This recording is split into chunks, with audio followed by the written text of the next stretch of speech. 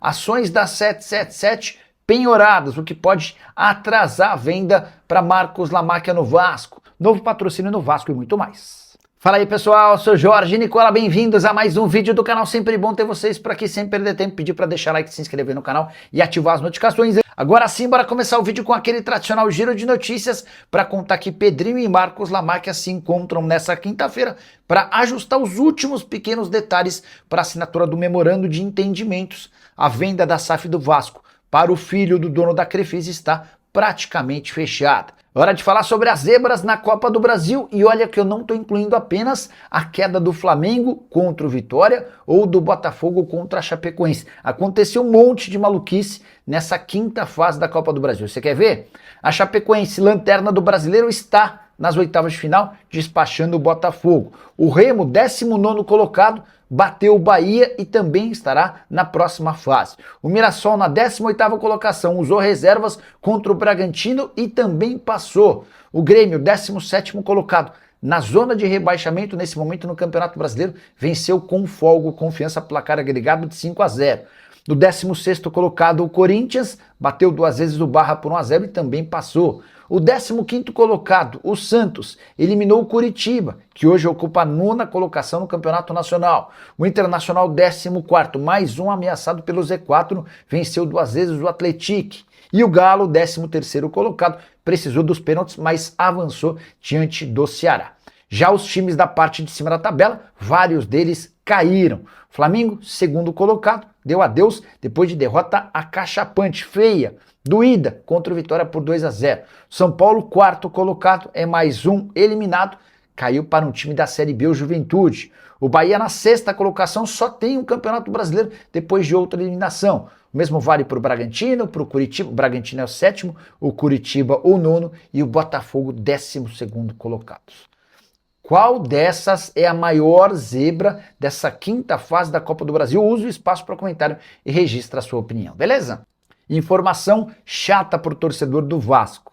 A Justiça do Rio de Janeiro determinou a penhora de 31% das ações da SAF do Vasco pertencentes à 777.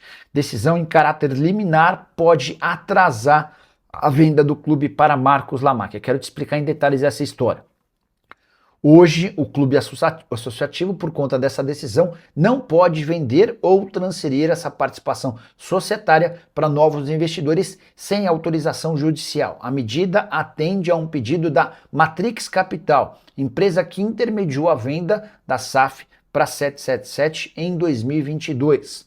O bloqueio complica momentaneamente os planos do Pedrinho em vender a SAF para Marcos Lamáquia. Cheguei a contar para vocês que está tudo absolutamente acertado. Nessa quinta-feira, inclusive, eles estiveram juntos para assinar um memorando de entendimentos, o que deve acontecer desse anúncio nos próximos dias. Vamos aguardar como é que essa decisão na justiça pode impactar a tendência que o Vasco tente desbloqueio dessa liminar. Hora de te atualizar sobre o novo patrocínio do Vasco.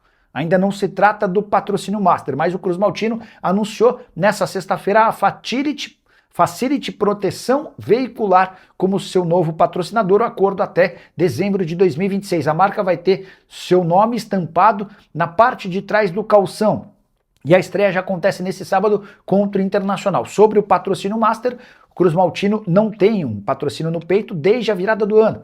E as condições da negociação com a Sporting Bet, que estavam próximas de serem fechadas, acabaram não avançando. Apesar de o Carlos Amodeu, que é o CEO do clube, defender o acordo dentro do Vasco, especialmente de pessoas próximas ao Pedrinho na parte associativa, entendeu-se que a proposta da Bet não era adequada. Só para completar, o Vasco enfrenta o Internacional nesse sábado pelo Campeonato Brasileiro com muitos problemas. Thiago Mendes, Rojas, Adson, Spinelli e Paulo Henrique estão fora. Boa noite, Nicola. Fala sobre o bloqueio judicial em relação à SAF do Vasco. Vamos lá. O Tribunal de Justiça do Rio aceitou em caráter provisório, ou seja, através de uma liminar, um bloqueio nas ações que pertenciam à 777. Vou até pegar o nome da empresa. A empresa se chama Matrix, tá?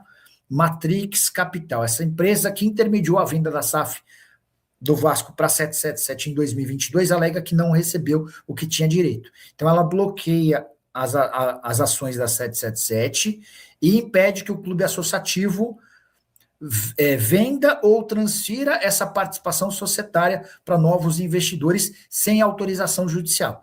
É uma forma da Matrix garantir que o percentual não vai ser repassado sem que essa empresa receba dinheiro. O bloqueio complica de fato a vida do Pedrinho e do Marcos Lamáquia, que já tinham tudo bem avançado.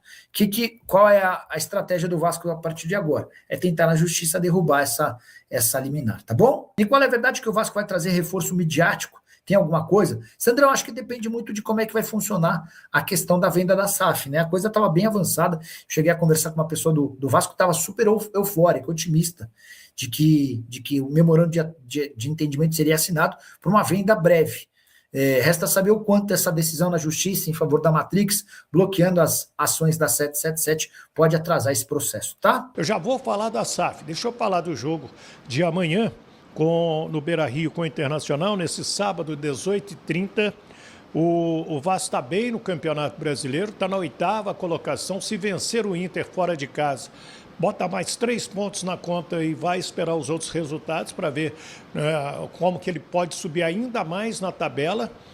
E o Paulo Henrique está fora, tem uma entorse de tornozelo direito, nem viajou, até tem que tratar, né? Eu te confesso, até pensei que fosse uma coisa mais séria na hora que eu vi a lesão acontecer lá no jogo com o Paysandu. E o cuiabano segue fora também, não está 100% confiante na sua volta, na sua recuperação muscular. Estão suspensos o Rojas e também o Thiago Mendes. Então, o técnico do Vasco da Gama, Renato Gaúcho, ele pode escalar, então, Léo Jardim no gol, Puma Rodrigues. Acredito que o Saldívia fique no banco de reservas e o Cuesta seja o titular nesta partida. Agora, o Cuesta precisa dar uma encorpada, né? Começou bem, depois deu uma queda. O Robert Renan e o Lucas Piton, depois de ser barrado pelo Cuiabano, machucou o Cuiabano, ele tem jogado direitinho. Eu tenho gostado. Você tem gostado do Cuiabano aí? Então, eu quero a sua opinião.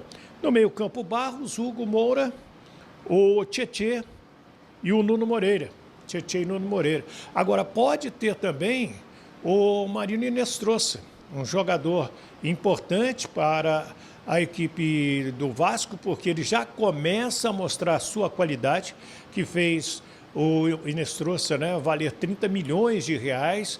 Valeu o Vasco ter disputado com o Boca Juniors, com o próprio Fluminense, Botafogo, parece que queriam também.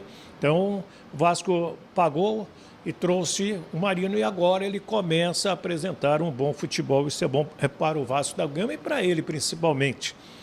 O David e também o Andrés Gomes, esse é o ataque aí do Vasco para amanhã, para sábado, 18h30 contra o Internacional.